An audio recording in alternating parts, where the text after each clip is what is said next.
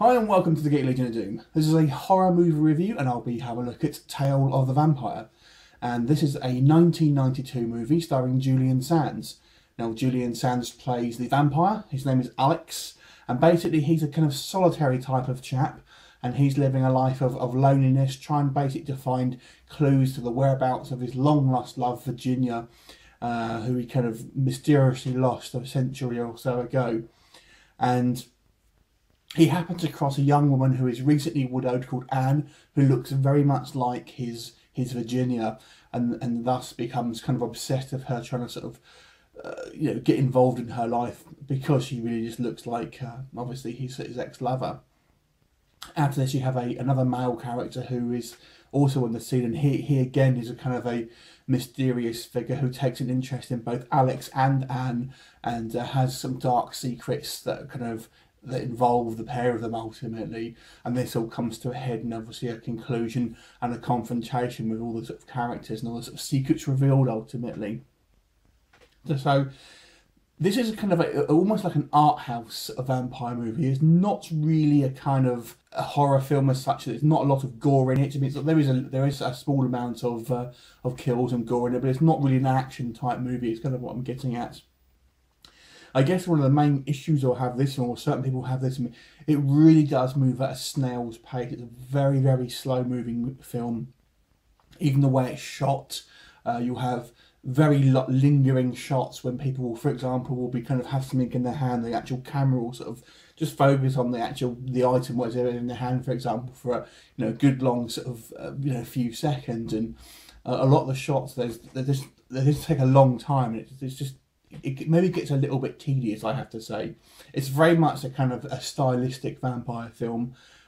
Now, I guess the other issue I have with it, the Anne character, the female lead, I actually found her character to be quite naive and almost very just accepting of kind of strange blokes just coming up and saying weird things to her, and without really kind of batting too much of an eyelid.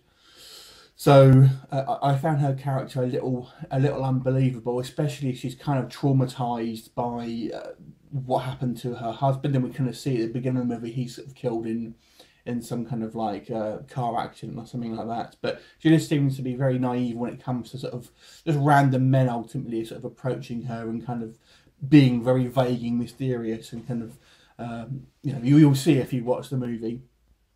And I guess the other thing I would say, there's not really a hell of a lot of plot here. The majority of the movie is just sort of spent between Alex and Anne, who are just kind of have this building this relationship, and that's kind of that's probably a good sort of 85% of this movie is the kind of the scenes with those two sort of characters just kind of like almost brooding over each other.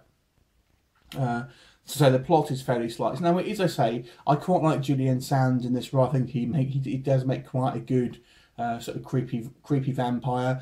The kind of the supernatural aspect of it are played down so much. He doesn't really have fangs as such. He just kind of cracks people's heads open and sort of drips blood into his mouth, or literally just bites chunks out of their necks. Ultimately, he is immortal, and it appears in this movie, in this universe, that literally nothing will pretty much kill him. So he is truly immortal.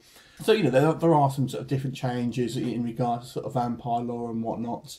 It's an interesting movie, and I think it's going to appeal to a certain type of audience if you're kind of I guess a bit more of a kind of romantic and kind of like your sort of more slower paced gothic. I mean, this isn't like a Twilight romance film, I will point out. This is a very slow moving, very kind of gothic-y sort of feel to it, I suppose. It actually reminds me, I have to say, even though it's made in '92, I actually think it's kind of got a bit of a 70s vibe to it, I have to say. The music sounds a little bit 70s to me, but just the way it's shot, as I say, it does remind me of a kind of maybe a 70s vampire movie, even though it actually was made in the early 90s.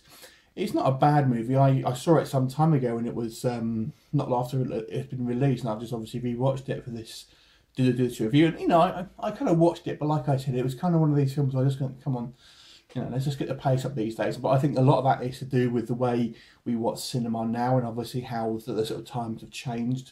And back then, obviously, I think you can kind of maybe get away with these sort of films a little bit more and kind of be a bit more acceptable. But it is a little bit, it does drag, you know, there's no getting around it. So I want to give this movie a 6 out of 10. It isn't a bad movie if you're kind of into this style of vampire film. I would check it out if you are. Have you seen it? Let me know what your thoughts are, and I'll look forward to seeing you next time. Bye for now.